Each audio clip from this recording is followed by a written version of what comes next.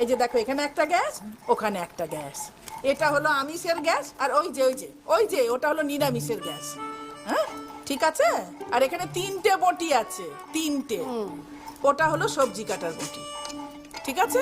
আর ওই যে দেখো নিচে, ওটা হলো ফল কাটার, দেখতে পাচ্ছ। আর এই যে এইটা হচ্ছে মাছ কাটার বটি, ঠিক আছে।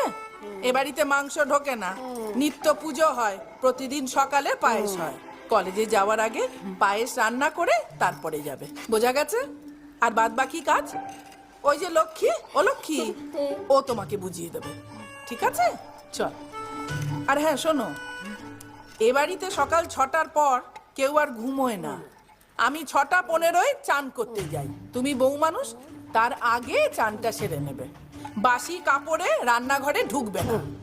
যদি কোনোদিন ভুল করে বাসি জামা কাপড় না কেচে রান্নাঘরে ঢোকো, তাহলে